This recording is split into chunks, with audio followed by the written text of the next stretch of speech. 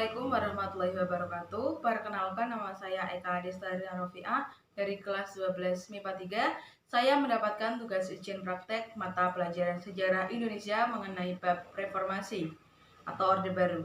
Narasumber saya yaitu dari orang tua saya sendiri. Untuk pertanyaan yang pertama, peristiwa reformasi tahun 1998 yang terjadi di hampir seluruh wilayah Indonesia tentu sangat berdampak pada semua segi kehidupan masyarakat, baik sosial, budaya, ekonomi, dan keamanan seperti demonstrasi, penjarahan, bahkan pembunuhan. Apa yang terjadi di daerah Bapak waktu itu dan apa kejadiannya? Di daerah kami waktu itu tidak ada peristiwa apa-apa, biasa-biasa saja. Dan apa yang Bapak lakukan saat itu? Waktu itu yang saya lakukan aktivitas biasa, jadi kerja biasa. Baik, untuk pertanyaan yang kedua, krisis moneter yang terjadi akibat nilai mata uang rupiah menurun dan utang luar negeri yang melambung menyebabkan daya beli menurun merupakan salah satu sebab marahnya masyarakat terhadap pemerintahan Orde Baru saat itu. Bagaimana kondisi ekonomi daerah Bapak saat itu? Ekonomi di daerah kami waktu itu ya masih boleh dibilang stabil lah, tidak ada gejolak yang begitu signifikan seperti di daerah-daerah lain kayak di Jakarta. Gaji yang Bapak peroleh dengan kebutuhan pengeluarannya lebih besar mana saat itu? Gaji dan untuk keperluan waktu itu masih stabil-stabil aja lah untuk wilayah kami. Bagaimana keadaan ekonomi Jepara secara umum menurut Bapak? Kalau untuk ekonomi Jepara secara umum malah banyak diuntungkan karena waktu itu karena ada peristiwa reformasi, rupiah menurun, dolar menguat, akhirnya banyak masyarakat Indonesia masyarakat khususnya Jepara yang diuntungkan.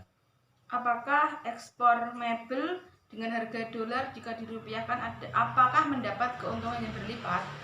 Jelas berlipat karena dengan menurunnya rupiah dan menguatnya dolar waktu itu banyak keuntungan yang sangat besar untuk wilayah khusus Jepara.